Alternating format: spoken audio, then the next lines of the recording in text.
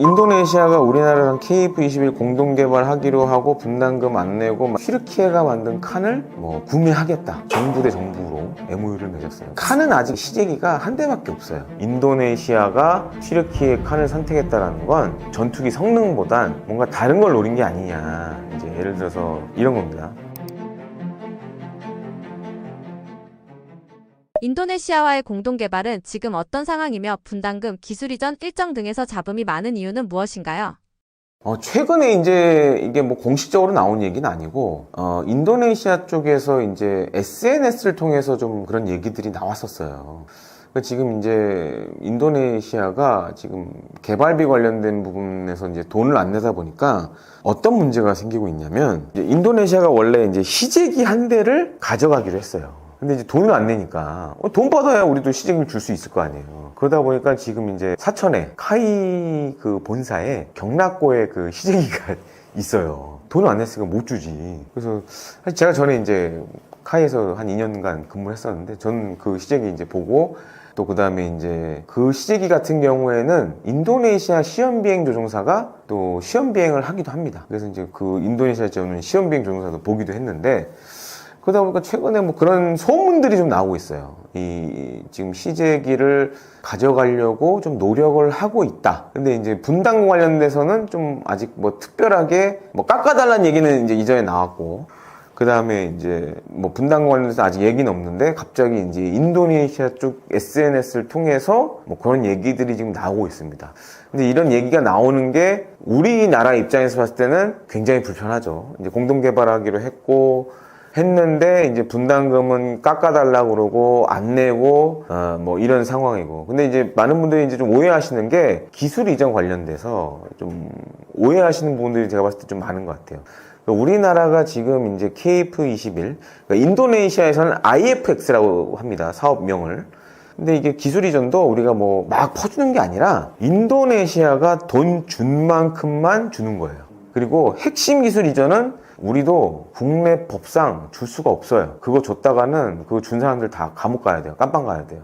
그래서 인도네시아와 관련된 기술 이전의 핵심은 뭐냐? 생산 기술이에요. 그러니까 향후에 만약에 인도네시아가 IFX 사업을 정상적으로 진행했을 때 인도네시아에서 이 IFX를 만들어야 됩니다. 그러니까 KF-21의 인도네시아 버전을, 그러니까 그거 관련된 생산 기술 이전과 관련된 내용이지 A사, 레이다 이런 핵심 기술 주는 거 아니냐 이렇게 생각하시는 분들 많은데 그거는 절대 아닙니다. 그리고 또 이게 미국과의 문제도 있어요. 왜냐하면 KF-21에는 이제 미국산 부품이라던가 미국산 엔진 등이 사용되는 부분이 있어요. 그리고 요거는 또 우리나라와는 별개의 문제고 또 미국과의 문제가 또 있어요. 인도네시아는. 그래서 이게 기술 이전 문제는 굉장히 좀 복잡하다. 그리고 돈을 낸 만큼만 주는 방식이지 그냥 돈도 안 줬는데 우리가 뭘 퍼준다, 이거는 좀 잘못된 생각이라고 좀 듭니다. KF-21은 4.5세대로 시작했지만 5세대를 목표로 하는데요. 이런 전략의 이유와 터키 칸과 비교한 장점은 무엇인가요?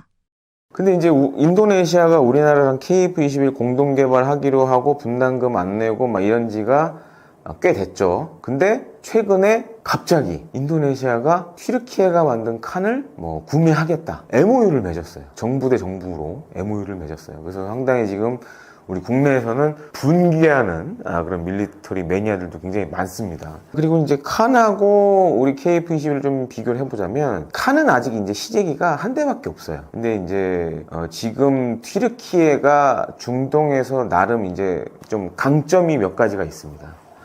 그러니까 과거 튀르키예가 했던 것 중에 하나가 뭐냐면 F-16을 면허 생산했었어요. 지금도 잘 보면 튀르키예 공군에 F-16이 굉장히 많아요. 그리고 단순히 튀르키예 공군만 썼던 게 아니라 이집트 공군의 F-16도 튀르키예가 만들었고 몇 나라의 중동 몇 개 국가의 그런 F-16을 튀르키예가 만들어서 납품한 적이 있었어요. 그러니까 로키드 마틴이 면허 생산권을 줘서 거기서 만들어서 이렇게 한 적이 있었습니다. 과거에. 그러니까 약간 항공기 쪽으로는 그래도 중동에서 튀르키예가 나름 강점이 있는 나라고, 최근에 또 잘 보면 튀르키예 정부가 방위산업 육성을 어마어마하게 하고 있어요. 그래서 지금 이제 칸도 일단 시제기 한 대밖에 없는데 이거 가지고 여기저기 지금 세일즈를 하고 있어요. 그래서 이제 그렇게 해서 얻어 걸린 게 인도네시아고, 지금 이제 예를 들어서 UAE라던가 사우디아라비아 이런 나라들도 좀 세일즈를 세게 하고 있어요. 그리고 제가 이제 전에 카이 다닐 때 중동에서 하는 방산 전시회 가보면 조금 좀 이제 진짜 솔직하게 말씀드리면 이 방산 전시회 가보면 이제 전시회장 크기가 달라요. 우리나라 방산업체들 전시회장하고 튀르키예 쪽 전시회장하고 크기가 달라요. 튀르키예는 전시회에 나갈 때 돈을 정말 많이 씁니다. 그리고 튀르키예가 요새 강점을 갖고 있는 게 있죠. 무인기. 무인기는 지금 사실 우리나라보다 앞서 있어요. 그래서 뭐 바이락타르 TB2라든가 이런 것들은 이미 전 세계적인 튀르키예를 알리는 그런 무기 체계로 지금 자리 잡았고, 그러다 보니까 요즘 이제 자신감이 굉장히 많은 상황이에요. 인도네시아 같은 경우에 특히 이제 튀르키예 이슬람 국가죠. 그러니까 인도네시아도 이슬람 국가고 또 그런 공통점도 있고, 그러다 보니까 지금 이제 인도네시아가 뭐 칸을 이제 구매를 하겠다, 일종의 이제 MOU 같은 걸 맺었는데, 근데 모르겠어요. 그 튀르키예가 만들고 있는 칸은 아직은 시제기가 한 대밖에 없고 양산은 사실 이제 언제 할지 잘 모르는 상황이에요. 근데 그럼에도 불구하고 반면에 이제 KF-21은 지금 테스트를 거의 이제 블록 1은 마무리 돼가고 있고 양산 들어갔고 어떻게 보면 이제 사용 가능한 전투기로 가고 있는 상황인데 칸은 아직 그런 정도는 아니거든요. 근데 이런 상황에서 인도네시아가 튀르키예 칸을 선택했다라는 건 약간 좀 전투기 성능보단 뭔가 다른 걸 노린 게 아니냐, 이제 예를 들어서 이런 겁니다. 특히 인도네시아 지금 프라보 대통령이 이 KF-21 관련돼 가지고 사실 이제 집권하면서 국방장관 때부터 굉장히 부정적이었어요. 근데 그 이유가 뭐였냐면 이 커미션 문제. 그러니까 이제 국방장관 때는 제가 대선 나가기 위해서 정치 자금이 필요하니까 우리 쪽에 뭐 소문이지만 알게 모르게 그런 불법적인 커미션을 요청했다라는 얘기도 있었고, 근데 이제 이 사람이 지금 대통령이 돼서 튀르키예 칸을 선택한 걸 봤을 때 뭔가 튀르키예가 칸 구매와 관련돼서 커미션을 뭐 주겠다 뭐 이런 뉘앙스를 좀 풍긴 것 같아요. 그래서 인도네시아가 이제 튀르키예 칸을 선택한 게 아닌가라고 저는 개인적으로 생각을 하는데, 과연 저거를 이제 인도네시아가 경제적으로 감당할 수 있을지, 요거는 조금 의문스러운 상황이라고 말씀을 드리고 싶습니다. KF-21은 단복자 겸용의 AI 파일럿 유무인 복합 MUMT 적용이 예정돼 있다는데요. 이런 기능이 미래 전장에서 어떤 독보적 이점을 만들어줄까요? 최근 전투기들은 사실 지금 이제 인공지능이라던가 유무인 복합은 향후 미래 전장에 살아남기 위한 필수적인 조건이 돼가고 있어요. KF-21도 그래서 지금 이제 블록 1 같은 경우에는 이제 공중전만 하는데 블록 2는 이제 다목적 전투기로 진화를 합니다. 그래서 지금은 이제 블록 1은 공대공 무장밖에 장착을 못하지만 블록 2는 공대지, 공대함 뭐 이런 임무도 다 해야 돼요. 근데 여기에 만약에 인공지능이 적용이 되고 그 다음에 유인기와 복합적으로 만약에 작전을 하게 된다면 생존성이나 성능이 훨씬 더 좋아지겠죠. 그래서 지금 이제 약간 미래 전에 필요한 이런 작전 요소들을 업그레이드 시키려는 그런 것들을 연구 개발을 지금 진행 중이고, 이게 잘 되면 향후에 수출 시장에서도 강점이 될 수 있다라고 좀 말씀을 드리고 싶습니다. 배치 3 핵심이 스텔스 강화를 위한 내부 무장창이라는데요. 반매립에서 완전 매립으로 가는 설계가 왜 그렇게 어렵나요? KF-21은 지금 모양새는 사실 4.5세대입니다. 그러니까 외형적으로 봤을 때는 무장을 안에 넣게 돼 있는 그런 모양새는 아니에요. 그러니까 밖에 무장을 다는 형상이에요. 근데 이제 KF-21을 만들 때부터 레이더 반사 면적을 최소화하는 설계를 하긴 했습니다. 그래서 이제 모양만 보면 미국이 만든 F-22랑 많이 비슷하죠. 근데 이제 이게 뭐 무장을 안 달고 그냥 날았을 때는 사실 레이더 반사 면적이 최소화되는데 밖에 뭘 다는 순간 확 커져요. 이게 가장 큰 단점이에요, 지금. 그래서 이제 설계 때부터 그런 부분을 감안해서 이제 내부 무장창을 쉽게 적용하게끔 만들었다는 얘기도 있습니다. 근데 이제 한 가지 문제가 있어요. 우리가 이거를, 그래서 이제 잘 보시면 동체 하부에 이제 지금은 이제 반매립식으로 중거리 공대공 미사일 미티어 4발을 이렇게 집어넣습니다. 근데 이거를 이제 안으로 집어넣으려면 무장창을 만들어야 돼요. 내부 무장창을. 근데 내부 무장창을 이제 만드는데 가장 큰 문제는, 첫 번째, 우리가 한 번도 해본 적이 없어요. 그리고 두 번째 문제가 뭐냐면, 생각해보세요. 우리가 이렇게 생각하시면 될 것 같아요. 갑자기 우리가 차를 한 100km로 가는데 갑자기 문을 연다고 생각해보세요. 쉽지 않겠죠? 어렵겠죠? 근데 이 내부 무장창은 문을 열었다 닫았다를 해야 되고 무장이 밖으로 나와야 되는 것도 있고 어려운 부분이 많아요. 그래서 이제 그런 것들은 사실 최근에 이제 IT 기술이 많이 좋아져서 실제 비행기에 적용하기 전에 컴퓨터를 이용해서 시뮬레이션을 해보면 어느 정도 해답을 찾을 수는 있어요. 다만 이거를 이제 어떻게 보면 이제 투자를 더 해야 되는 부분도 있고, 또 한 가지로는 이게 단순히 내부 무장창만 만들어서는 완전한 스텔스 성능을 갖기는 어려워요. 또 한 가지가 뭐가 필요하냐면 레이더 반사 면적을 저감시켜주는 도료라든가 필름 같은 것도 전투기에 적용을 해줘야 돼요. 근데 우린 요건 아직 안 해봤어요. 이것도 지금 이제 올해 국방예산 증액하면서 연구개발에 이런 것도 지금 들어가는 상황인데, 근데 이게 뭐 1, 2년 연구개발해가지고 나오지가 않겠죠. 시간이 많이 걸린다는 얘기죠. 그런 것들이 지금 좀 이제 과제로 좀 남아 있습니다. 그래서 향후에 우리가 어떻게 연구개발을 잘 하느냐에 따라서 또 우리가 KF-21 블록 3가 그렇게 갈지, 아예 스텔스 성능으로 갈지, 아니면 지금 이제 공군의 딜레마가 사실 이겁니다. 우리가 이제 5세대 전투기 F-35를 미국에서 도입해서 쓰는데, 이제 미국에서 도입한 F-35는 우리가 돈을 주고 샀지만 막상 운용해보니까, 이거 우리 전투기가 아니네. 약간 이런 느낌이에요, 지금. 왜냐면 여러 가지 이제 제약되는 부분이 많다 보니까. 그러다 보니까 KF-21을 스텔스화를 시킬지, 아니면 아예 새로운 전투기를 만들지, 이제 이거를 상당히 좀 고민하고 있는 상황입니다. KF-21의 국산 엔진 개발은 난이도와 비용 논란이 큰데요. 그럼에도 한국이 자체 엔진을 추진해야 하는 전략적 이유는 무엇인가요?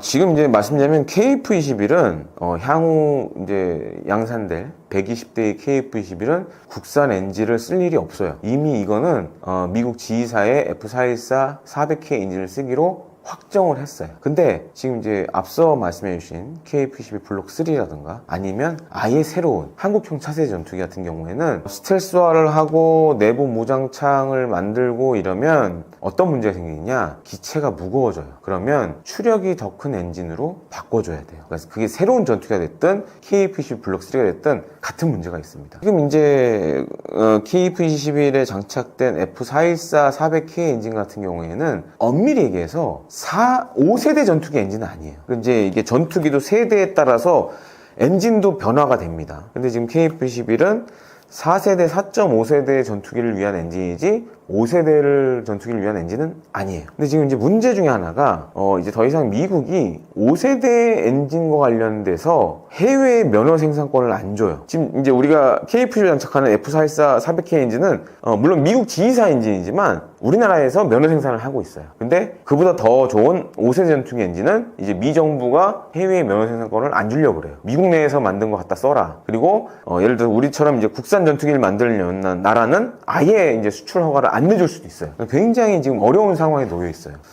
그래서 지금 이제 하려는 게 그런 문제 때문에 그게 뭐 KF-21 블록 3가 됐든 아니면 정말 한국형 차세대 전투기가 됐든 아예 새로운 게 됐든 이제는 엔진을 우리나라가 만들지 못하면 다음 버전으로 갈 수가 없는 거예요. 그래서 지금 KF-21에 장착된 F414 400K 같은 경우에는 자료마다 좀 차이는 있습니다. 13,200, 그러니까 밀파워, 항공기 엔진이 내는 순수한 추력을 이제 보통 밀파워라고 많이 얘기를 하는데, 요게 13,200이라는 얘기도 있고 14,200이라는 얘기도 있어요. 근데 지금 우리가 만들려는 한국형 엔진은 한 3,000파운드 정도 추력을 키우려고 그래요. 한 뭐 16,000, 17,000 정도로 이제 높이려고 그래요. 그러면 만약에 우리가 이제 5세대든 5.5세대든 차세대 전투기를 할 때 기준이 되는 게 F-35입니다. F-35는 단발 엔진인데 이 밀파워 추력이 32,000, 4,000 이렇게 돼요. 엔진 하나인데 우린 지금 2개인데도 그 추력이 안 나오는데, 사실 지금 F-35에 달린 F-135 엔진은 뭐 그런 얘기도 있어요. 외계인을 갈아놓은 엔진이다, 뭐 이런 얘기가 있을 정도로 정말 5세대 전투기 엔진이에요.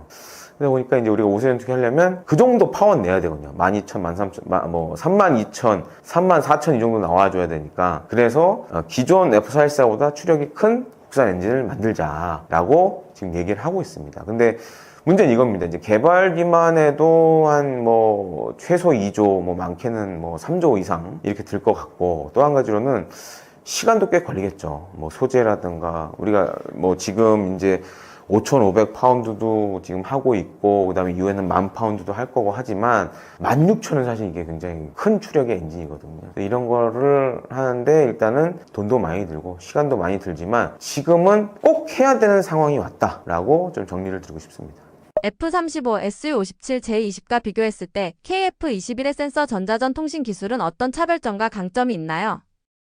일단 이제 F-35랑 비교를 해보자면 지금 이제 이 질문이 제가 봤을 때는 KF-21의 일종의 이제 항공 전자장비에 관련된 질문으로 보여져요. 근데 제가 이제 앞서도 말씀드렸지만 F-35는 5세 전투기고 KF-21은 4.5세 전투기입니다. 그 갭이 분명히 있어요. 차이가 있어요. 특히 항공 전자장비 측면에서도 지금 이제 F-35 같은 경우에는 또 성능 개량을 지금 계속적으로 하고 있습니다. 그래서 지금 우리 공군이 쓰는 거는 F-35 뭐 블록 3F라고 하기도 하고, 지금 이제 블록 4 같은 경우에는 워낙 미공군의 요구도가 높다 보니까 지금 약간 좀 헤매고 있는데, 그러니까 지금 나와 있는 F-35 블록 3F랑 KF-21 예를 들어서 지금 이제 우리가 양산에 들어갈 블록 1이랑 비교해보면, 이런 말씀드리면 굉장히 시청자분들이나 구독자분들이 분노할 수도 있지만 제가 봤을 때 기술적으로 최소 10년, 최대 20년 격차가 있어요. 그러니까 항공 전자장비에만 있어서는 그 정도로 차이가 있어요.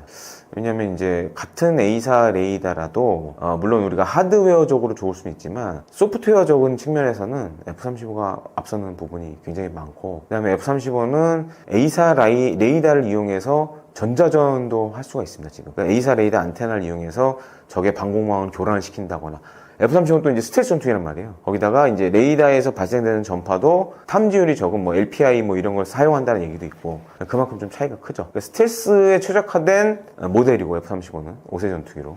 반면에 이제 KF-21은 아직은 이제 4.5세대 안에 있는 거고, 반면에 이제 러시아의 Su-57하고 비교를 해보면 좀 격차가 있긴 하지만 어떤 면은 KF-21이 앞서는 부분도 있고, 반면에 중국의 제니10은 이제 중국의 제니10 같은 경우에 저는 이제 실제로 보기도 했는데, 세계에서 지금 가장 큰 스텔스 전투기예요. 왜냐면 이제 중국 공군의 작전 요구도가 일단은 중국이 땅덩이가 크잖아요. 이걸 커버를 해야 되다 보니까 대형 전투기로 갈 수밖에 없었고, 또 기술적으로 좀 제니20을 했을 때만 하더라도 좀 성숙이 덜한 부분이 많았기 때문에 그런 점도 있었는데, 이번 이제 9월 3일 열병식 때 나온 걸 봤을 때는 물론 이제 F-22랑 비교했을 때는 아직 격차가 좀 있지만 그래도 많이 쫓아왔다라고 좀 보여줬습니다. 그리고 KF-21하고 비교하면 사실 KF-21이 제니10보다는 좀 이제 뭐 항공 전자장비는 사실 제가 뭐 딱 꼬집어 얘기하기는 애매하지만, 일단 스텔스 성능 관련돼서는 제니10은 저는 실제로도 봤지만 사실 미국 수준의 지금은 기술까지 거의 많이 올라왔어요. 그래서 이제 그렇게 우습게 볼 전투기는 아니다라고 좀 말씀을 드리고 싶습니다. KF-21이 한국 공군력의 핵심으로 자리 잡기 위해 앞으로 어떤 로드맵과 효과를 기대할 수 있다고 보시나요?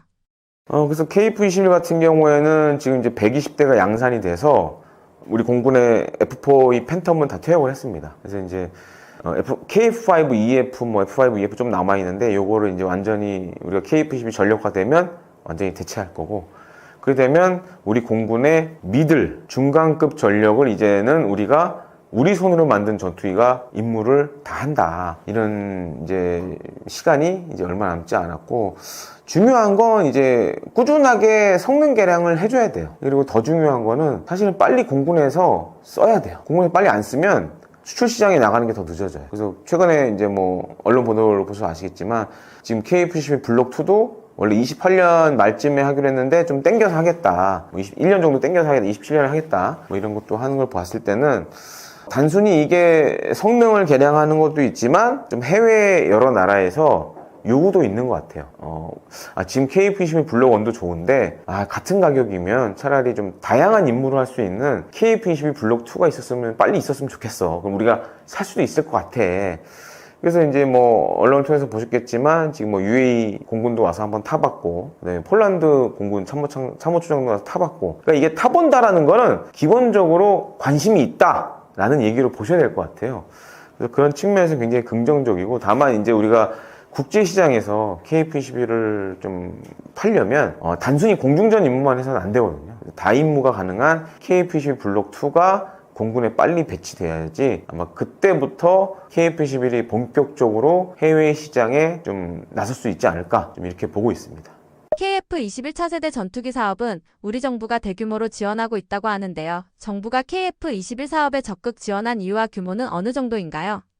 육해공군 무기체계가 있지만은 지금 가장 대미 의존도가 높은 게 공군이에요, 공군. 그죠? F-15K, 뭐 F-16, 그다음에 우리가 FA-50도 사실은 T-50 그 훈련기를 기반으로 한 거잖아요. 다 미국 베이스단 말이에요. 특히 엔진은 100% 미국이거나 아니면 저 유럽에서 사오는 거고. 그렇기 때문에 대외 의존도가 가장 높은 게 공군이에요, 공군. 그럼 전쟁을 하다 보면은 자주국방은 내가 만들어내면은 무한히 할 수 있잖아요. 그러나 뭐 전쟁하다가 어느 국가에서 안 팔아 그러면 전쟁을 못 하는 거 아니에요? 그래서 자주국방이 떨어지는 거예요. 그래서 공군이 제일 급한데 공군이 항공 전투기가 비싸요. 또 이 작은 크기에 비해서는 비싸다고. 그래서 가장 빨리 국내 개발을 해야 되겠다 의지는 있었지만은 그거를 우리가 마음대로 바꿀 수 없던 것이 그야말로 미국의 방산 기업들, 군산 복합체 이런 데 계속 팔잖아요, 우리한테. FMS를 통해서 포린 밀리터리 세일 해가지고 대외 군사 판매 있잖아요. 이런 걸 해가지고 다 판다고. 우리 이제 정상회담을 너 몇 대 살 거야, 몇 대 살. 일본도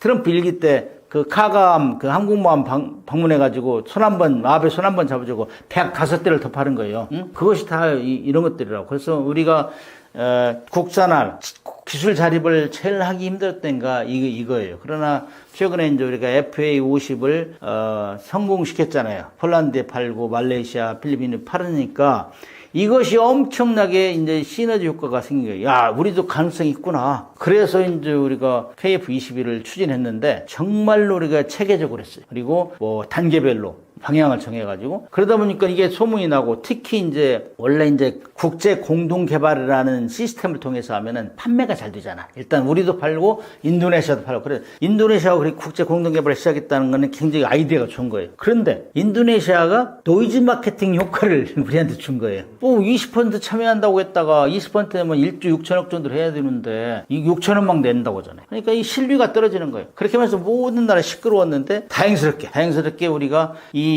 시제품을 만들어가지고 운영하면서 사고 한 번 안 나고 그 다 양산도 안 됐는데 외국 뭐 국방차관이나 공군총장 이런 사람 막 타잖아요. 이거 있을 수 없는 일이거든. 이거 완성된 것도 아닌데 이렇게 하면서 계속 선전하니까 정부도 야 이거 정말 이제 우리가 공군력도 자립할 수 있겠네. 이제 F4, F5 이런 것들 다 전력 공부에 메꿀 수 있겠네. 여기에 이제 뭐 정부도 엄청나게 이건 가능성이 있어. 외국에 이제 선전도 잘 돼 있어. 그 다음에 훈련 그 시험 비행도 아주 잘 되고 있어. FA-50을 팔다 보니까 그것이 또 선전 효과가 있어. 이것이 딱 어우러진 거예요. 그래서 정부에서 이거는 정말 전략적으로 투자해야 되겠구나. 그래서 거의 9조를 투자했죠. 그리고 거기다가 이제 인도네시아가 나와서 노이즈 마케팅까지 해버리고 그러다 보니까는 이거는 정말 KF-21만 잘 개발하고 단계별로 성공만 시키면은 이건 엄청나게 자주국방 플러스 대외 세일즈를 할 수 있겠구나. 이것이 이제 공감대가 형성된 거죠. 그래서 지금 적극적으로 정부에 지원하고 있고 외국에 이제 계속 팔고 그 다음에 이제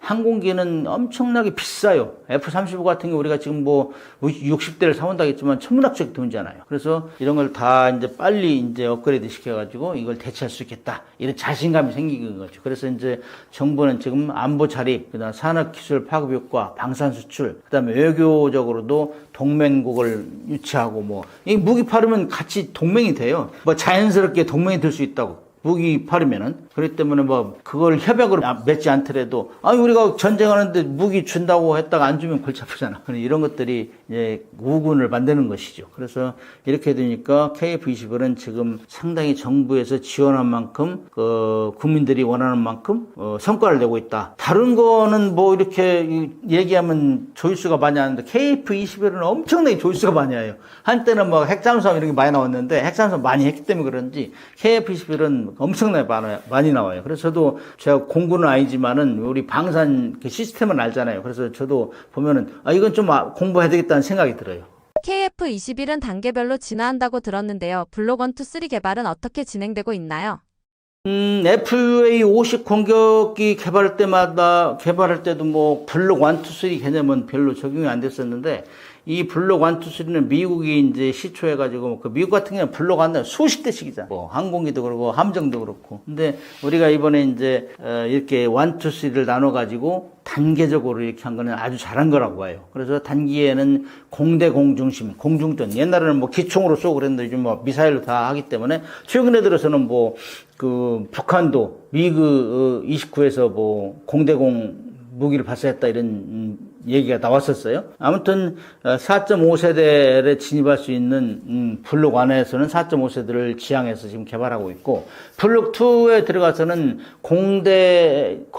공대지, 공대함, 그 다음에 EW 기능, 어리워닝 기능까지 하겠다. 이게 이제 그래서 F-16하고 F-15를 대체하겠다는 게 블록 2인 것 같고 블록 3는 지금 뭐 원래 스텔스기는 내부 장창을 다 집어넣잖아요. 안 잡히게, 레이더 안 잡히게. 그래서 내부 장창까지 해서 스텔스 기능을 이제 늘린다 하고, 그 다음에 이제 AI 기능. 요즘 AI 기능이 안 들어가면은 항공기 취급도 안 해요. 함정 취급도 안 해요. 그러나 AI 기능이 들어가면서 이제 그야말로 5세대 전투기 이렇게 하겠다 하는데 사실 블록 3에서는 그 정도 시기 되면은 유무인 전투기를 지휘할 수 있는 능력을 이제 확보해야 돼요. AI가 할 수 있어 그런 것들을. 사람이 탄 비행기와 무인기를 같이 지휘할 수 있는 능력 이런 것까지 겨냥해서 지금 단계적으로 개발하고 있다. 이건 참 잘하고 있는 하나의 계획성 있는 추진 방법이다 이렇게 봐요.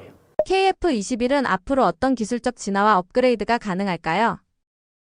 조금 전에 언급했지만은 AI 기술은 모든 그 무기 체계의 가장 핵심적인 그 기술로 이제 평가되고 있고, 그 다음에 그런 것들이 데이터 링크화 되어 있어가지고 육해공 무기 체계가 다 정보를 교환하고 실전을 쓸 수 있게 하고, 그 다음에 그것들이 단기적으로 할 수 있는 것이고, 중기적으로는 내부 무장창을 설계하고, 그 다음에 뭐 적위선 탐지 장비 이런 것도 성능을 높여야 되고, 그 다음에 이제 장기적으로는 이제 뭐 AI 해가지고 유무인 복합 체계가 연동할 수 있는 이런 기술 이런 것들이 우리가 가야 될 방향이 아닌가. 그 다음에 이제 우리가 지금 KF-21도 어떻게 보면 4.5세대라 얘기하지만 개발하는 사람들 얘기 들으면 뭐 거의 5세대다 이렇게 5세대라는 건 스텔스 기능이 많이 좋았다는 건데 거기다가 이제 AI 기능이 이제 들어가면은 정말로 우리가 상상 이상으로 전투 능력을 발휘할 수 있죠. 우리는 그 빨리 할 수 있고 결심을 그런 면에서는 지금 잘 가고 있다고 봐요. 많은 분들이 KF-21을 F-35나 라팔 같은 전투기와 비교하시는데 KF-21만의 차별화된 특징은 무엇이라고 보시나요?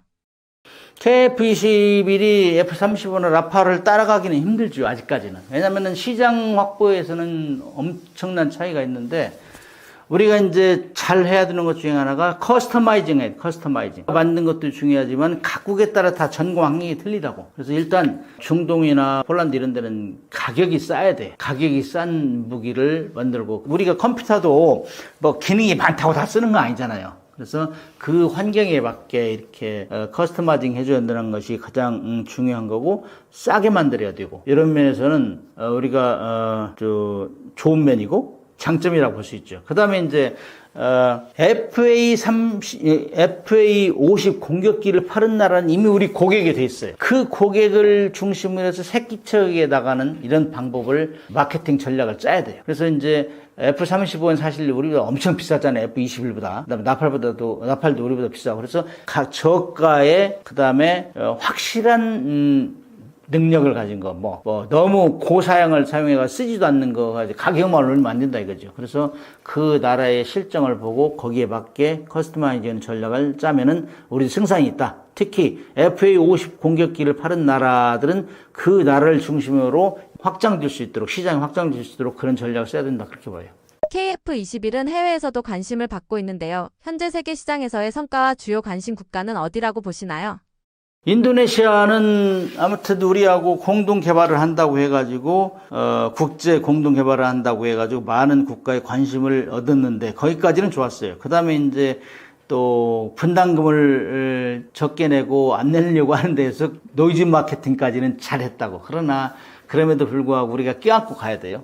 초기 약속한 거는. 그렇게 하면서 또 하나의 그 공군 무기뿐만 아니라 육군 해군 무기체도 팔을 수 있으니까 이런 차원에서는 일단 우리의 고객으로 계속 묶어놔야 되고, 그 다음에 다른 관심 국가들 필리핀 같은 경우는 이미 그 내전에서 진압하면서 활용을 했어요. FA-50을. 그러면 FA-50을 가진 나라는 이 KF-21을 살려고 할 것이다. 그럼 그런 면에서는 필리핀, 말레이시아, 태국, 그 다음에 뭐 중동에서는 사우디아라비아, 그 다음에 이집트, 남미에서는 콜롬비아, 아르헨티나. 그래서 우리는 시장을 확보하기 위해서 계속 돌아다녀야 돼요. 그리고 방산 전시를 통해서 와서 태워주고, 그 다음에 그 공군 무기와 해군 무기, 육군 무기를 토탈 연결해가지고 이렇게 하면은 KF-21이 지금 많이 각광을 받고 있으니까 그거를 빌미로 해가지고 해군이나 육군 무기체로 팔 수 있는 이런 전략을 쓰면 좋을 것이다. 그 다음에 이제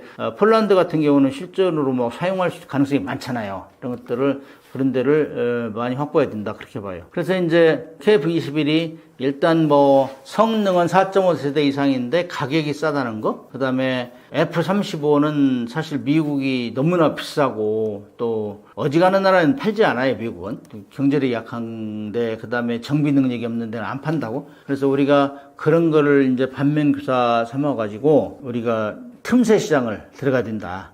F-35가 갈 수 없는데 라팔이 갈 수 없는 이런 걸 틈새 시장을 전략 공격해야 되고, 그 다음에 한국산 무기 K9 자주포, FA-50 뭐 이런 것들을 이미 수출했기 때문에 거기에서 묻어나오는 그걸로 인하여 우리 한국과의 유대관계가 강화되는 이런 걸 적극적으로 활용한다면은 우리가 굉장히 승산이 있다. 그래서 이제 6회 공군 무기체를 패키지로 묶어가지고, 그다음에 어떻게 보면 토탈 솔루션 패키지로 묶고 각 무기 체계마다 생산부터 시작해가지고 MR로까지 다 책임지는 이런 시스템을 하는 모델을 여러 가지 만들어야 돼요. 육군 무기 체계, 해군 무기 체계, 공군 무기 체계 각 모델을 만들어가지고 그걸 하나 잘 한 날에 성공시키면 그것이 인접 효과로 간다고. 우리가 폴란드 잘하니까 루마니아도 오고 뭐 여기저기 많이 나타나죠. 그래서 이런 것들을 잘 활용하면은 KF-21은 결국에는 우리 이제 전력 공백, 우리 이제 F-16, F-15 이제 퇴치하면서 공백을 메꿀 수 있는 것이고, 방산 수출을 하면서 우리가 이제 지역하고도 공동적으로 우리가 협력할 수 있는 그런 매개체로 활용할 수 있죠. 그래서 자주국방도 하고 또 방산 수출을 통해서 국민 경제 활성화도 통하고, 그다음에 인접국가 유대관계 강화하면서 외교력도 강화한다. 이거 두 마리 토끼가 세 마리 토끼를 잡을 수 있는 하나의 매개체가 될 수 있죠. 그래서 KF-21이 그래서 정부에서 계속 지금 국가적으로 지원해주고 그 성공을 엄청난 국민들이 응원해주고 박수 쳐주는 거라 이렇게 생각해요.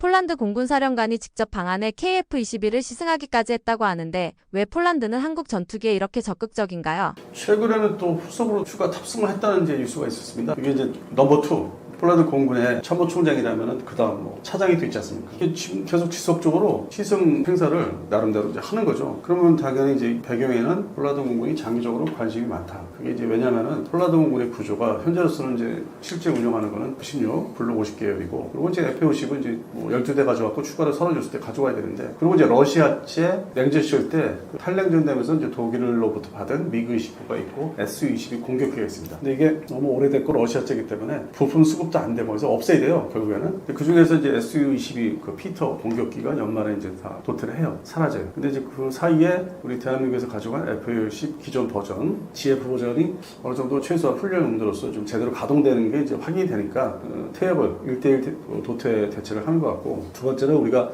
무장을 좀 빌려주는 개념으로 사이드와인도 옛날 버전 F-4 팬텀이 퇴역하면서 보관하고 있는 그걸 넘겨주고 있고, 그런 측면에서는 Su-22가 도태가 되고, 근데 미국에다 발주해서 받고 있는 이제 F-35A 스텔스 전투기는 뭐 한 대, 두 대 이렇게 완성이 돼서 그게 다 도착을 해서 전력화되려면 앞으로 시간이 또 많이 걸리고, 그래서 그런 이제 좀 복잡한 면이 있는데, 그 다음 숙제는 이제 F-35A를 받아서 이제 전력화하면 되는데, 그 다음 숙제는 이 로우급 밑에 지금 FA-50을 이제 받아서 로우급 전력을 완성하면 되고, 중간에 이제 F-16 있지 않습니까? 블록 50. 이거를 이제 과연 유럽제 기존에 유로파이터 타이플이나 나팔 이걸로 대체해야 되냐 고민을 많이 하는데, 이거는 이제 한물간 가고 있는 4.5세대 A사 레이더 장착했다고 하지만은 시간 시간이 흐름을수록 뭐 외형상의 어떤 설계 디자인도 아주 그 옛날에 80년대 말 기준이거든요. 그런 측면에서는 스텔스 쪽으로 발전할 수 있는 가능성이 없는데 한국의 KF12는 일단 설계 기본부터 스텔스하게 발전시킬 수 있게끔 설계했고 고정됐고 그다음에 내부 무장창 관련된 것도 지금 준비가 되고 있고 그래서 그런 측면에서는 연속적으로 뭐 블록 2 그다음에 블록 3 넘어갈 수 있기 때문에 도입 생각을 좀 면밀히 하고 있는 것 같습니다. 이게 블록 2가 만약에 바로 제 시간에 안 되면은 물론 이제 F16의 블록 50의 사용 운영 기한이 또 있기 때문에 그거를 정확히 염두에 두면은 곧바로 블록 3로 도입을 할 가능성도 없지 않아 있어요. 그래서 그 전 버전을 아주 뭐 꼼꼼하게 세심하게 살펴보고 타보는 거죠. 근데 일단 아주 일반적으로 얘기해서 외형뿐만 아니라 내부의 탑승해보면 후방선을 보면은 일체화된 조종석이라든지 그러니까 거의 뭐 지금 5세대 전투기 아니면 4.5세대 중에 저 후발주자 뭐 F-15EX라든지 이런 전투기 개량된 뭐 F-16V라든지 일체화된 뭐 이런 계기판 이게 좀 일맥상통하는 기술적으로도 이게 미래지향적이라는 거예요. 그래서 계속 기회가 있을 때마다 알아보고 있는 거죠. 자기들이 직접 타보고 뭐 맛을 보고 이런 측면이기 때문에 결국에는 이제 한국산 그 보라매 전투기가 초기 버전이 있을 거고 발전된 뭐 보라매 2가 있을 거고 그거에 대한 접근을 장기적으로 하고 있는 거죠. 왜냐면은 2030년 이전까지는 그 F-50의 소위 폴란드 버전이 이제 완전 전력화가 이제 그때까지 끝날 거고 지금으로부터 뭐 26년 말이죠. 그러면 정확히는 27, 28, 29, 30. 이 4년 동안에는 F-50 PL이 제대로 전력화가 끝날 거예요. 그 다음에 이제 한국에서 블록 3까지 이제 넘어가니까 그 다음 단계는 한국에서도 2030년부터 본격 개발을 이제 시작하기 때문에 그쪽으로 바로 진입할 수도 있어요. 지금까지는 이제 블록 2로 생각했는데 시간상으로 보면은 기존의 블록 3라고 얘기했던 EX 버전 이쪽을 더 지금 염두에 두고 있지 않나. 시간이 흐르고 자꾸 관심을 갖는 게. 그래서 저도 이제 말씀드리는 게 작년 대비 올해는 좀 더 진보된, 진화된 버전을 지금 하고 있는 거죠. 그쪽으로 이제 바로 들어가겠다. 그래서 우리가 그동안에 얘기했던 블록 2는 아닐 수도 있겠다는 생각도 좀 하고 있습니다. KF21의 미국산 엔진 사용 현황과 국내 자체 엔진 개발 단계는 어디까지 왔나요? 현재 뭐 KF11의 120대 블록 2 완성할 때까지 말 그대로 미국의 제너럴 일렉트릭스의 F414 한국 버전 K 버전을 면허 생산으로 다 인수를 받아서 이제 장착을 하는데 인수 과정에서 이제 단계별이 있어요. 뭐 10대, 20대, 30대, 40대. 그래서 110대 이제 그러면 이제 곱하기 2 엔진이 두 개니까. 그럼 중간 부분에 아마 블록 2 버전부터는 국내에서 생산하는 어떤 우리 협력업체들의 지금 하나 에어로스페이스의 협력업체들 뭐 이런 구성품들을 국내에서 좀 더 생산하는 퍼센테이지가 높아져요. 지금 초기에 시제기들이 직도입해서 장착을 이제 했다면은 미국 본사에서 만들어서 그대로 받는 거를 양산 단계에서는 뭐 블록 1에서 2차, 1에서 두 가지로 나눠지는데 그때부터 이제 부품을 이제 한국산을 해서 그거를 조립을 완전히 여기서 하는 거를 본체가 오면은 거기다 또 끼워넣는 거. 근데 계약상에 보면은 단계별로 13%에서 17%를 한국산의 부품을 이제 넣을 수 있게끔 아마 계약 조건 제시한 거 미국에서 그런 게 내용이 이제 공개된 적이 있었죠. 10년 전에. 그래서 그런 측면에서는 K 버전이 맞고 여기서도 일부 일조를 하기 때문에 그렇게 하면서 일부 부품을 생산을 이제 해보면서 기술이 쌓이고 그리고 또 이제 미국 제너럴 일렉트릭에서 받는 이제 기술들이 그래도 뭐 좀 일부 좀 있으니까 그게 이제 모여서 120대 완성이 되는데 그렇다고 해서 이게 무슨 별도의 우리 한국산 엔진을 할 수는 없고 이제 K 버전에 국한되는 거죠. 또 어쨌든 기술들은 이제 좀 습득을 한 다음 상태에서 그 다음 단계에 한국산 순수한 전투기, 제트 전투기 엔진을 이제 개발을 하겠다고 발제를 한 상태고 그리고 지금 현재 우리 한국 내에서 두산 에너빌리티하고 이제 하나 에어로스페이스가 경쟁하는 상황이에요. 경쟁을 이제 본격적으로. 작년 9월달에 서로 우호적으로 이제 어떤 세미나장에서 만났는데 지금은 딱 1년 지났는데 본격적인 경쟁을 이제 하고 있다 하더라고요. 그리고 두산 에너빌리티가 전에 뭐 존재감이 없었는데 어떤 새로운 정부 들어서면서 연관된 우대를 받는 것도 뭐 없잖아 있고 뭐 합법적으로. 그래서 이게 어떻게 될지 모르겠다. 그리고 하나 에어로스페이스는 전통적으로 뭔가 대외적으로 자기들이 뭐 얘기를 일방적으로 한 게 좀 있어요. 그러니까 다 자기들이 하는 것처럼. 근데 실상은 다 먹을 수 없는 서로 나눠야 되는 쉐어 그 분리 서로 나눠야 되는 엔진 분야 개발에 있어서 혼자 전적으로 다 해서 이렇게 끌어안고 할 수 있는 게 아닙니다. 그런 측면이 요즘에 노출되고 있기 때문에 좀 더 지켜보셔야 돼요. 그렇게 하나 에어로스페이스를 좋아하시는 분들 많은 건 아는데 그게 전적으로 다 혼자 다 할 수 있는 게 아니다. 그리고 정부 어떤 시책, 정책에 따라서는 공동 같이 개발을 할 수 있는 그런 측면은 이제 앞으로 지금부터 하반기에 서서히 드러날 거예요. 그런 측면에서 하나 에어로스페이스 좋아하시는 분들한테 서운하시겠지만 뭐 주식 관련돼서 꼭 그렇지는 않다는 거예요. 그런 움직임을 이제 저는 접하고 있기 때문에 그래서 그 단계를 거치고 또 이제 저번에 제시했던 영국의 롤스로이스. 롤스로이스에서는 또 상당히 구체적으로 어느 부분에서 뭐 10가지, 뭐 5가지 이상이더라고요. 10년 전에 KF-X의 엔진의 어떤 경쟁으로 지금 F414 K 버전하고 할 때 이미 상세하게 뭐를 기술을 넘길 수 있다. 물론 다 돈을 주고 받아야 되는 거 이제 전제 조건이 있는데 그 당시에도 10년 전에 자료를 제가 보니까 이미 저희들이 아주 전향적으로 주겠다는 게 있었고 그게 또다시 10년 지나니까 제시를 한 거고 그래서 향후 이제 해외 협력업체 기술을 이제 받아서 완성시켜 시켜야 되니까, 한국화 시켜야 되니까, 결국에는. 그런 측면에서는 해외 업체가 이제 어떻게 나오는지, 특히 영국의 롤스로이스가. 그런 측면도 살펴보셔야 되고, 국내 업체가 본격 경쟁에 이제 들어갈 수 있게 됐다. 그래서 경쟁을 하다가 타협을 해서 공동개발, 업체 간의 공동개발 역할 분담해서 그런 변화도 올 가을쯤에는 이제 등장하지 않을까. 뭐 내부적으로는 지금 조용한 게, 작년에 하나에어로스페이스 9월달에 뭐 여러 세미나에서 한 두세 차례 세미나에서 자신감 있게 얘기했는데 그 상황이 지금 그대로 유지되는 건 아니라는 거. 그래서 좀 더 관심 있게 저도 그렇고 지켜보시고, 그다음에 저는 이제 다른 이런 기회가 있으면 이제 방송 이렇게 말씀드릴 때 이게 이제 어떤 부분인지 이게 너무 전문적이다 보니까 이게 특히 엔진에 그래서 그 세부적으로 뭔가 좀 자료를 정리를 해서 이게 지금 이런 겁니다 하고 이제 보여드릴 기회를 좀 마련 중에 있습니다. 그래서 실제로 이제 기술이 뭔지 저들이 아주 선진국 엔진 선진국들은 도대체 어떤 부분을 주려고 하는지는 그 다음 기회에 제가 좀 보여드리도록 하겠습니다. 인도네시아가 터키의 KAAN 전투기와 계약을 체결했는데 이는 KF-21 공동개발에서 이탈한다는 의미일까요? 그렇지는 않아요. 저는 지금 평상시에 다른 방송 시간에서 그 상황이 있었어요. 뭐 몇 달 전에 너무 이제 우리 국민들이 이 KF-11에 관심 갖는 분들이 되게 많아요. 예상외로. 그 층이 새로운 매니아층이 있거든요. 옛날에 지금 뭐 블로그 시절 때 그런 뭐 이상한 매니아층이 아니에요. 지금은 아주 일반화되어 있거든요. 그래서 관심 많이 가져서 거기에 맞게 좀 화를 같이 내고 그런 방송을 저도 했어요. 근데 지금은 이제 좀 시간이 지나니까 좀 차분하게 가라앉아서 객관적으로 이제 판단을 해보자. 그래서 그런 측면에서 말씀드리는 건데, 인도네시아 측이 여러 뭐 행태를 보인 게 발표하고 했던 게 좀 뭐 상당히 좀 괘씸한 것도 있죠, 사실. 그런데 지금은 이들이 과연 왜 이럴까 따져보면은 전투기를 뭐 특정 뭐 전투기, 이런 전투기, 저런 전투기 다 얘기했는데 반면에 인도네시아 공군이 보유하고 있는 전투기가 몇 종류 있고 어떤 그 급인지 하이급, 뭐 미디엄급, 로급이 있지 않습니까? 그 중에서 가장 먼저 우리하고 손잡고 도입했던 게 T50 계열인데, 왜냐면 이제 호크 200이라는 이제 옛날 90년대 초반에 경공격기 영구제 도입을 해서 운영했는데, 한 1999년도 동티모르 사태 때 활약을 했어요. 방공망을 일부 그런 로우급 전투기를 유지했다는 호주군을 상대로 그렇게 했는데, 뭐 그것도 못 쓰고 꽤 오래된 시간이잖아요. 그래서 노화된 전력이기 때문에 이거를 한국 우리 공군에서 운영하고 있는 뭐 T50 버전이든지 그런 버전을 이제 가져가서 보유하고 있고, 그리고 이제 후속 군수요는 이제 그건 별도로 우리한테 계속 받겠다고 따로 발표를 해서 뭐 교류가 있었고, 올해 교류가 있었죠. 그 다음에 이제 생각해보니까 자기들이 중간급 그 전력으로서 F-16이 있는데, 뭐 태국 공군처럼 이게 종류가 우리 공군처럼 뭐 블록 50 뭐 이렇게 단일화된 게 아니에요.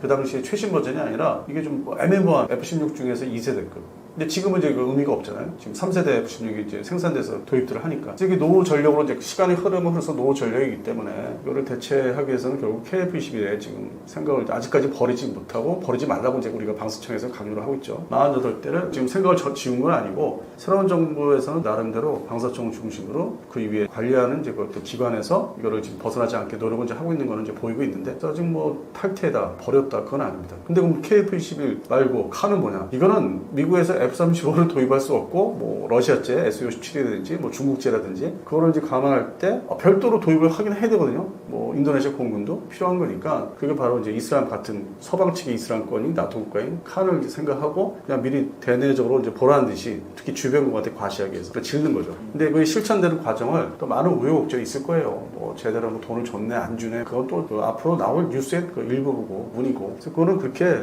우리가 긴장하면서 바라볼 건 아니고, 동시에 F-21도 아직은 유지되고 있는 거 가져가겠다는 거는 근본적으로는. F-16은 뭐 대체 문제가 있으니까. 그리고 이제 뭐 Su-30은 이제 보유하고 있죠. 27하고 30. 그것도 많지는 않은데, 뭐 숫자는 그렇게 하이급의 주전력이라고 하지만 숫자는 많지 않아요. 뭐 30대 이하니까. 그거를 이제 라팔로 대체하는 거예요. 급한 대로.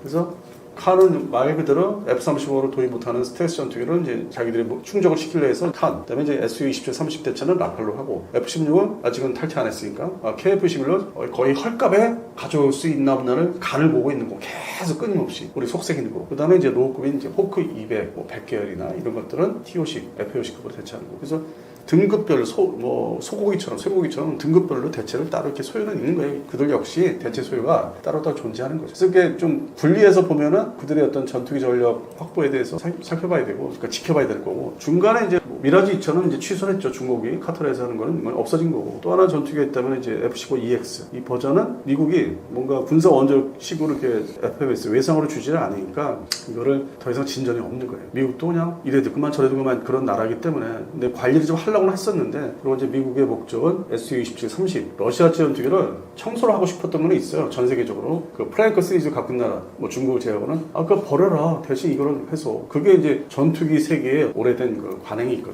이게 미국제나 서유럽제 사용하면 이제 관리가 어렵기 때문에 그게 정치적인 거, 정치 군사외교로 다 이어지기 때문에 그래서 그런 측면에서 F-15EX를 이제 제시를 이제 했던 거죠. 좋은 조건으로 이제 판매를 하겠다. 그런데 인도네시아 공군 속셈은 저 돈을 다 주고 사야 되나? 외상으로 장기 저리에 뭐 주면 안 될까? 그러다가 이제 유럽 파이터 배제하고 라팔이 이제 등장을 하면서 덥석 손을 잡은 건데 장기 저리 그런 측면에서 라팔이 들어간 거고 프랭크 시리즈 대체로 또 해야 되니까 그래서 이 분류해보면 좀 목적이 다 다르다. 그리고 결국 2030년도 넘어가면은 지금 상태로 우리가 손해보는 그런 상황에서 파기를 안 하면은 KF-11이 불러보니 단순 조립 상태로 인도네시아 뭐 공장에서 생산해서 배치되지 않을까. 아직은 뭐 생각은 그렇게 하고 있어요. 뭐 객관적으로 주관적으로 생각하면은 이게 유지되지 않을까. 기업 관계, 수출 관계가 뭐 양국 관계가 또 여러 가지 얽혀 있다고 하니까 우리가 이득을 보는 것보다는 좀 손해 보는 게 좀 있는 것 같은데도 이게 동남아시아의 전반적인 시장 관리 지켜보는 나라들이 또 있으니까 그런 측면에서 아직 파기되지는 않았다. 당분간은 유지가 될 것 같다.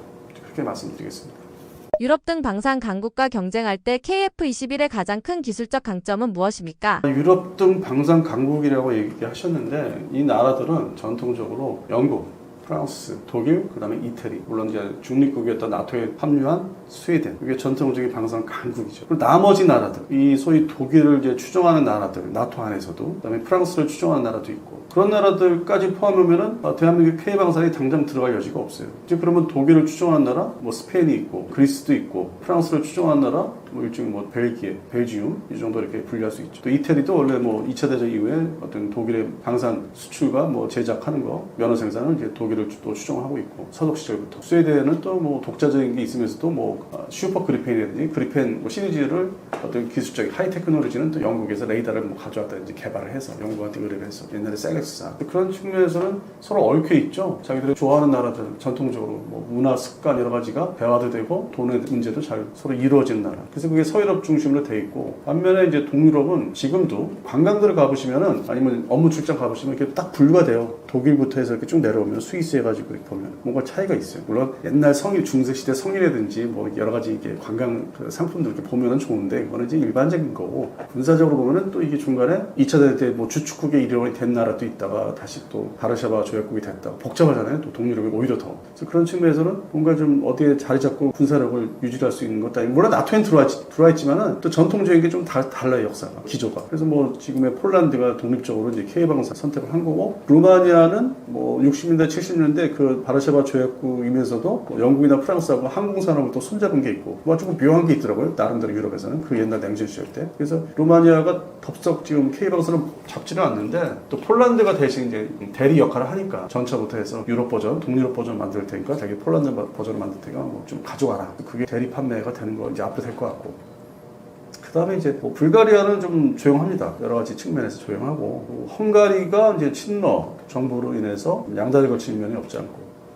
그래서 지금 현재 뭐 봤을 때는 결국 폴란드가 우수 고객이기 때문에 연동되게 루마니아 관리를 더 세밀하게 해야 되지 않을까. 뭐 그쪽에 언론이나 유튜브 아니면 이런 블로그에서 일비하를 뭐 단편적인 뉴스에 그렇게 현혹되지 말고 왜냐면 시간 지나면 또 그게 다 가짜 뉴스가 돼버리니까 증명이 되니까 이 폴란드를 중심으로 하다 보면은 뭐 루마니아 까지는 뭐 잘 되지 않을까. 물론 이제 최신 뉴스는 그리스가 저는 이제 평상시에 그리스 육군의 전차 대체가 폴란드가 좀 신경 영업을 하면은 대체 소요가 나오지 않을까. 거기도 뭐 전차 많이 보유하고 있으니까 이제 튀르키하고 대립하고 있고 그런 측면을 전망했는데 가장 최신 뉴스는 잠수함을 이제 한국산을 좀 생각하고 있다. 그런 얘기 나오고 뭐 소형 전수 차량이라든지. 근데 뭐 그건 돈이 뭐 전수 차량은 얼마 안 되고 잠수함이 좀 돈이 크죠. 그래서 이제 그 틈새를 이제 뭐 좀 비집고 들어간다든지 영업을 이제 한 게 있을 거예요. 폴란드 가서 폴란드 잠수함 사업 때문에 여러 회에 거쳐서 이제 설명회를 이제 했던 게 있고 그 소식들이 또 방산 업체 간에 전해진 것도 있을 거고 그래서 그런 측면에서는 그리스가 오히려 잠수함 전력에서는 또 우리한테 고객이 될 가능성이 좀 올라오고 있는데 근데 또 독일의 이제 하대배가 또 어떻게 나올지 모르고요. 왜냐면 그리스와 독일은 또 무기체계 서로 뭐 판매 사고하는 게 2차 대전 이후로 또 끈끈하기 때문에 더 두고 봐야 되고 그래서 뭐 실제로는 유럽에 러시아를 제외한 나토 국가 등 유럽에 방산 시장이라는 게 장벽이 형성이 되고 있고 그렇게 지금 2022년 여름에 그렇게 우리가 폴란드하고 손을 확 잡은 것처럼 그렇게 급격한 모습은 없을 것 같아요.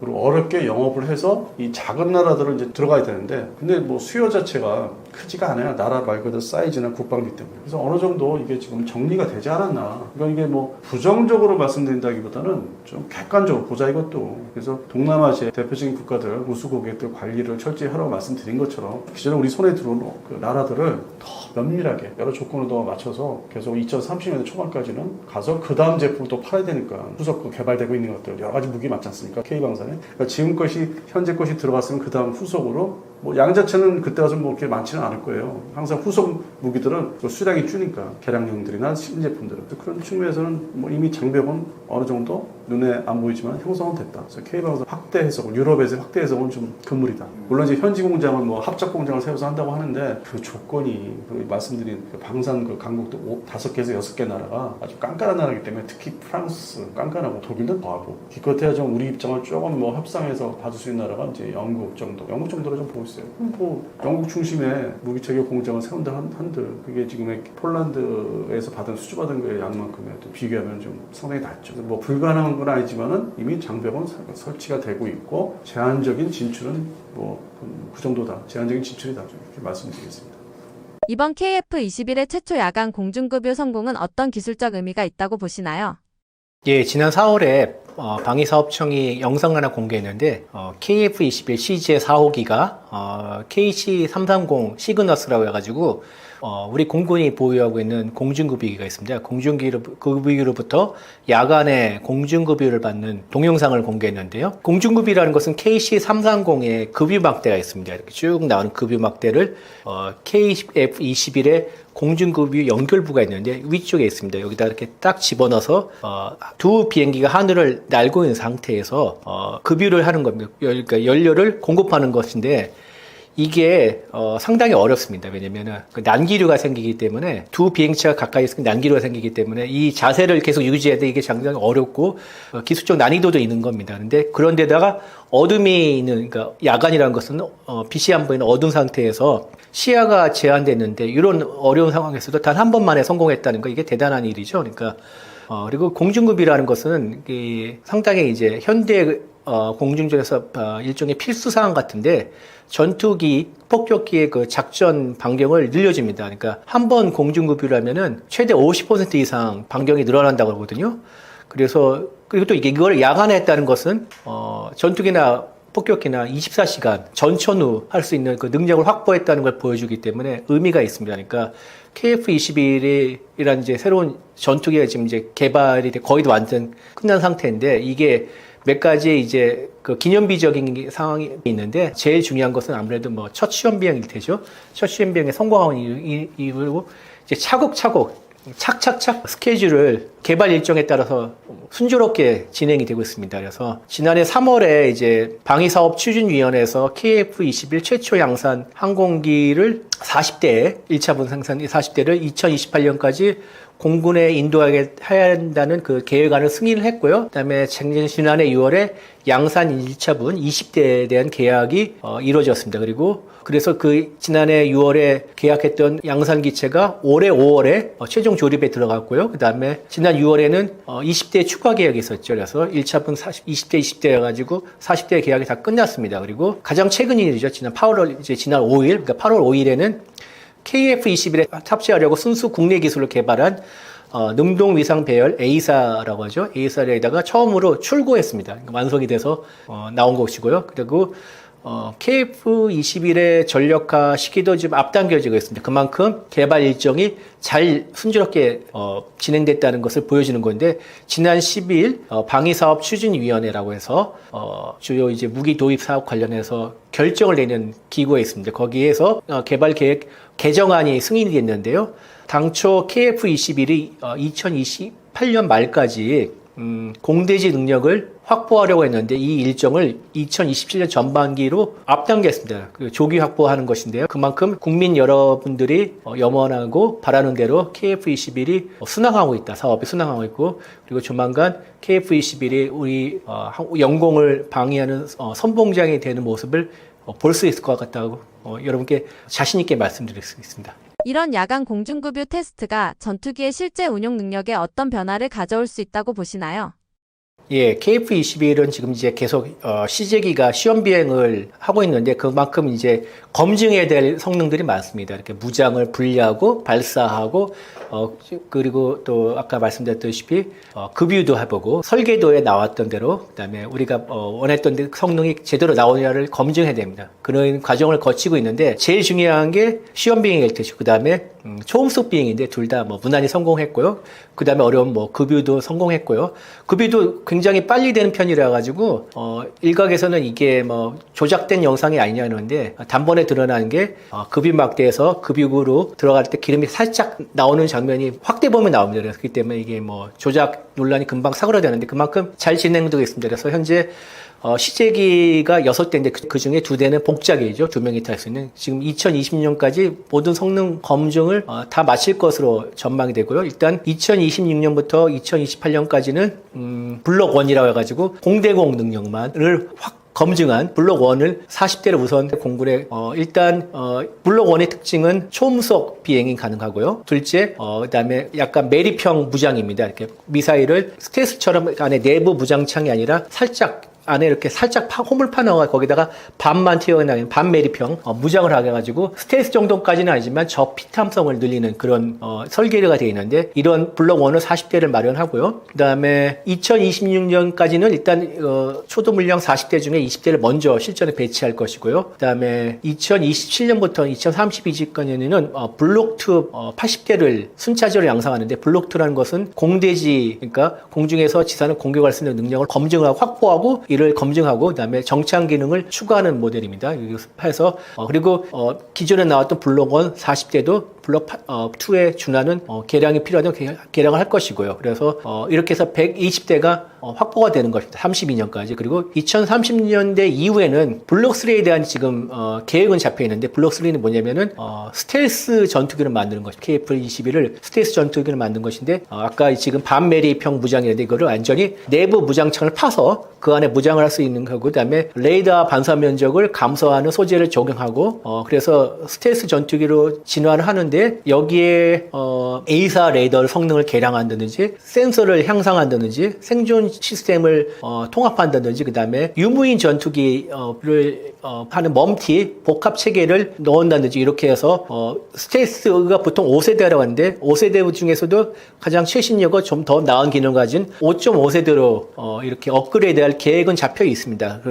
그리고 또 이 3세대 그러니까 블록 3가 개발될 쯤 하면은 장거리 공대지 미사일 그래서 줄여서 장공지라고 합니다. 그다음에 장거리 공대공 미사일 장공공이라고 합니다. 그다음에 단거리 공대지 미사일 단공공 그다음에 대방사 미사일이라 가지고 적의 레이더 시설을 파괴할 수 있는 그러니까 레이더 전파를 따라서 적의 레이더 시설을 파괴할 수 있는 대방사 미사일 이런 4종의 국산 무장도 블록 3가 실전 배치될 쯤에 완성이 돼서 무장할 것으로 보입니다. 그러면은 거기다가 또 공군은 최근에 아주 확정은 아닌 검토 사항이라고 하는데 극초음 공중발사 탄도미사일 ALBM이라고 해가지고 러시아의 킨자일이 되게 유명하죠. 그래서 탄도미사일을 작게 만들어서 쉽게 말하면은 전투기에 탑재하는 것입니다. 그럼 그만큼 속도가 엄청 빠르겠죠. 그래서 극초음속으로 날아갈 수 있는 이런 미사일을 개발할 그런 계획도 검토하고 있다고 밝혀 있는데 이 정도 하여튼 블록 3가 나올 때쯤이면은 확실하게 KF-21이 우리의 주력이 될 수 있고 우리 영공의 소의 선봉장이 될 수 있겠죠. 그러나 약간의 이론이 있는 게 지금 이제 미국의 이제 F-47을 비롯해서 유럽에서 이제 2개의 6세대 전투기 계획이 잡혀 있지 않습니까? 그래서 우리가 5세대 그러니까 KF-21 블록 3를 뭐 KF-21 EX라고도 하는 이런 부르기도 한데 KF-21 EX로 하지 말고 바로 그냥 6세대로 넘어가자 이런 의견도 나오기 때문에 현재 뭐 어떻게 될지는 확정이 돼 있다고 말씀드리기는 좀 어렵습니다. 그래서 이거를 이제 관계 당국이 한번 검토를 해보겠죠. 6세대를 바로 넘을 것인가, 아니면 5.5세대를 거쳤다 갈 것인가를 하는데 6세대는 되게 기술적 난이도가 높고 아직 우리가 그걸 개발 5세대도 제대로 검증인데 바로 6세대 나갈 것에 대한 자신감도 없는 상태이기 때문에 좀 개인적으로 좀 힘들지 않을까 생각하는데 하여튼 그런 논의도 있는 게 사실입니다. 그래서 우리 공군은 이제 이런 같은 계획에 대해서 120대의 KF-21을 확보해서 영공 방위의 핵심 전력으로 삼는다는 구상을 갖고 있는 상태입니다. 최근 UAE 국방차관이 KF-21 시승에 직접 나섰는데요. 이런 행보는 어떤 의미가 있다고 보시나요? 이브라임 나세드 모하메드 알 알라이, 참 이름이 길죠. 아랍 국가에서 이름이 좀 깁니다. 그런데 아랍에미레이트의 국방차관이죠. 이 국방차관이 한국을 방문해서 5일에 안규배 국방부 장관을 만나고 6일에는 국방부에서 이두희 국방부 차관이랑 한 UAE 차관급 운영회의를 했는데 이게 여기서 이제 양국의 방산협력을 논의했는데 이게 13차 회의입니다. 이게 어떻게 생겼냐면은 문재인 정부 때 이명박 정부의 그때 유럽 아랍에 수출하면서 거기에 비밀 협약을 맺었다 이런 내용을 터뜨리면서 외교 참사가 일어날 뻔했습니다. 그래서 그때 급히 막으면서 만든 협의체가 차관급 운영위원회인데 양국의 외교부 또는 국방부 차관들이 만나서 외교안보 현안에 대해서 논의하는 자리거든요. 하여튼 요걸 했는데 특이한 일정이 사천 기지를 이제 7일날 방문해가지고 알 알라이 차관이요, KF-21 CJ기 복작이죠. 복작이 뒷차례석에 앉아서 탑승을 했습니다. 그리고 바로 뒤에 이제 FA-50에 탑승한 이영수 공군 참모총장이 함께 이제 우정비행, 두 대가 나란히 하는 우정비행이라는데 이걸 해오는데, 알 알라이 차관이요, F-16 조종사 출신입니다. 그래서 전투기 조종사고요.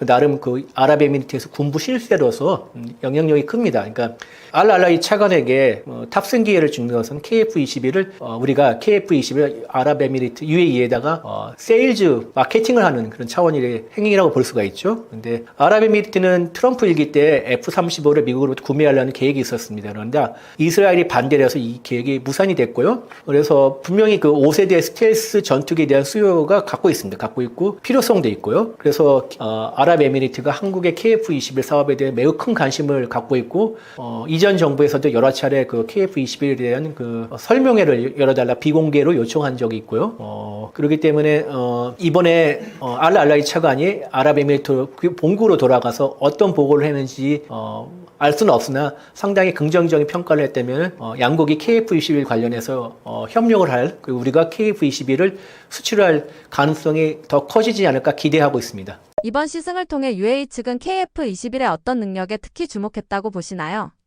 아무래도 조종사 출신이니까 기본적인 비행성 등을 점검했을 것이라고 생각할 수가 있습니다. 그러니까 꼼꼼하게 기동성을 한번 평가할 것이고요. 그리고 아랍에미리트가 지금 단계의 KF-21에서 가장 관심이 있는 것은 아무래도 이게 무장 통합 능력이라고 생각합니다. 그러니까 이게 무슨 말씀이냐면은 UAE는 석유 다음 차세대 먹거리를 찾는 데 주력하고 있는데 나름대로 국가가 전략적으로 키우는 산업 중 하나가 방산이 있습니다. 방산이 있고 그래서 일단 아랍에미리트가 국방비를 많이 지출하고 거기에 따라서 해외 무기를 많이 사들이면서 그거를 일단 국내 수요가 많은데 이거를 일단 자립형 산업 생태계로 한번 만들어가지고 대체해보자 이런 계획을 갖고 있는데요.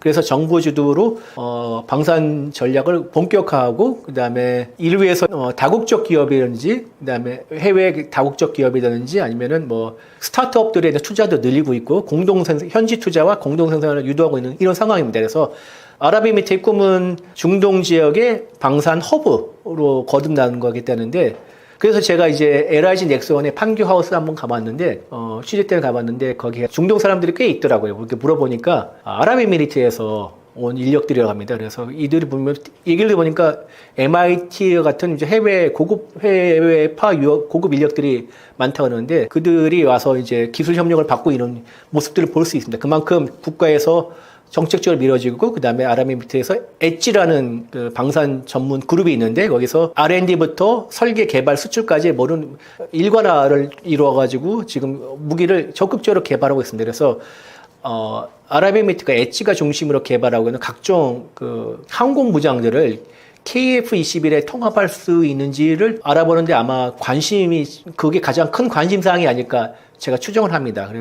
왜냐면은 미국과 유럽은 이런 자국산 무장 통합이라는 거가 있습니다. 그러니까 새로운 무기를 기존에 있는 전투기, 그러니까 항공기에 달아가지고 제대로 작동할 수 있도록 만들어지는 걸 통합이라고 하는데 미국과 유럽은 잘 안 해주죠. 왜냐면은 돈벌이가 돈을 계속 벌려면은 자국산 자기네 회사에서 제조하는 무기를 팔아야지. 그게 아니라 그냥 전투기만 사고 무장 우리가 알아서 할게 이러면은 돈벌이가 크게 안 되기 때문에 안 해주는 게 원칙인데, 그러나 이제 한국은 아무래도 KF-21이 국내에서 120대 생산하고 그다음에 인도네시아 48대 생산하면 168대지 않습니까? 그런데 보통 항공기의 브레이크 이븐 포인트가 300대를 기점으로 하기 때문에 300대 수요를 늘리려면 아랍에미리트 같은 큰 손이 필요합니다. 아랍에미리트 자체 무장 통합에 대해서 아무래도 한국이 좀 더 관대할 수밖에 없는 입장이고 거기에 관심을 가질 것이라고 생각합니다. KF-21의 어떤 특성들이 아랍권 국가들에게 특별히 매력적으로 작용한다고 보시나요?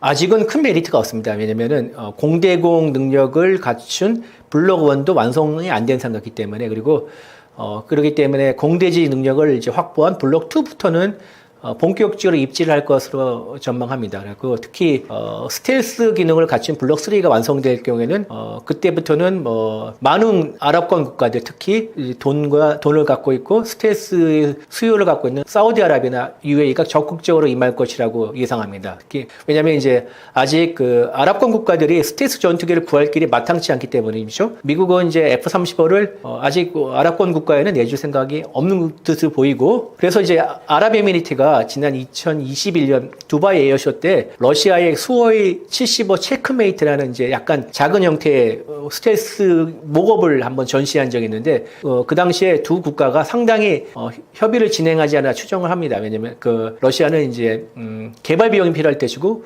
UAE는 스텔스 전투기에 필요할 것이기 때문에 양국의 이해관계가 맞아 떨어져 가지고 돼 있는데, 이게 우크라이나 전쟁이 일어나면서 이게 파트가 나왔습니다. 파트가 났고, 그다음에 중국이 대안이 될 수 있는데 중국에 이제 지금 막 찍어내고 있는 J-20이라는 스텔스 전투기는 아직 본격적인 스텔스 전투기로 꼽 평가하기는 이르지 않았나. 왜냐면 미국군에서는 뭐라고 평가했냐면은 중국의 스텔스 전투기들은 밤잠을 설칠 만한 게 아니다. 그러니까 그 인도 태평양에서 작전하면서 중국의 J-20 전투기들과 여러 차례 조우할 기회가 있었는데 그렇게 평가를 내린 거, 그때 확인해 보니 스텔스 능력이 생각보다는 별로지 않았나 이렇게 추정할 수가 있죠.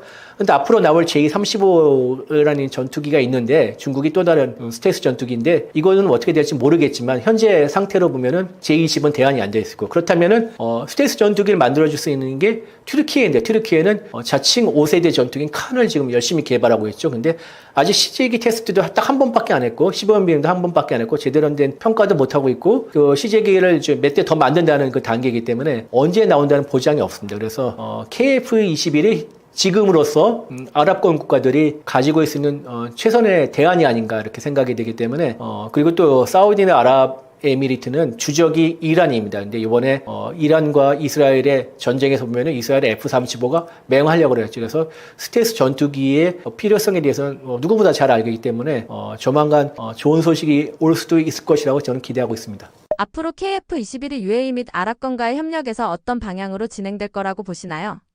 앞서 특히 아랍에미리트가 또 사우디아라비아도 방산을 차세대 먹거리 생각하기 때문에 KF-21을 수출할 경우에는 아랍권을 수출할 경우에는 맞춤형 모델 개발과 함께 기술 이전 확대를 요구할 가능성이 크다고 생각합니다. 그래서 그리고 우리가 그러면은 현지 생산도 요구할 수도 있을 가능성이기 때문에 우리가 그러면은 개발 비용을 좀 보전하는 그런 방향으로 협상할 가능성이 크다고 생각합니다. 그리고 특히 아랍에미리트는 중요하게 생각하는 게 안전보장입니다. 특히 아랍에미리트는 나라가 작고 그다음에 군사력은 나름 충실히 갖추고 있지만 워낙 나라의 규모가 작기 때문에 외국과의 협력을 통한 안전보장을 요구하고 있습니다. 그래서 우리가 바카라의 원전을 팔면서 어느 정도 안전보장한다는 비밀협약을 맺었다는 파문이 있지 않았습니까? 이명박 대통령 때.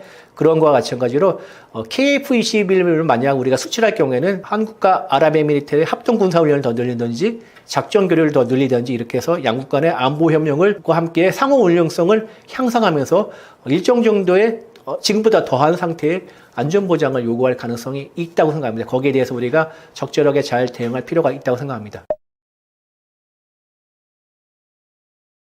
우크라이나 전쟁과 중동 전쟁 이후에 이제 제가 떠먹여주는 TV와 같은 경제 채널에 자주 출연할 수 있는 기회가 마련이 됐습니다. 그래서 여러분들을 가끔씩 이렇게 뵙고 하는데 개인적으로는 되게 좋은 기회라고 생각하는데 또 한편으로는 세계 곳곳에서 아직도 전쟁이 벌어지면서 그 전쟁으로 수많은 사람들이 다치고 죽는 이런 현실이 안타깝습니다. 앞으로 제가 여러분을 덜 배워도 좋지만은 이렇게 전쟁이 빨리 종식이 되고서 많은 사람들이 평화롭게 살았으면 좋겠습니다. 이게 진짜 제 개인적인 바람이고요. 그리고 한반도도 지금 여러 가지 안보 환경이 많이 좋지는 않습니다.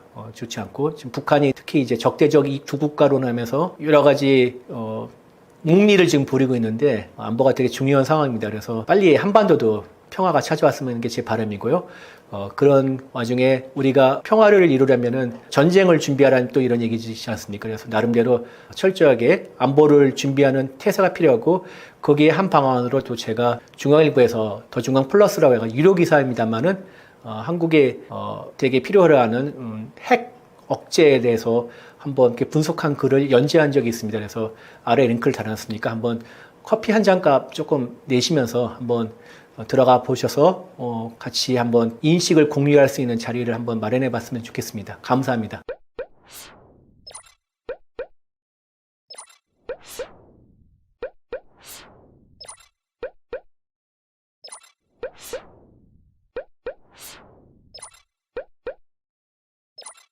you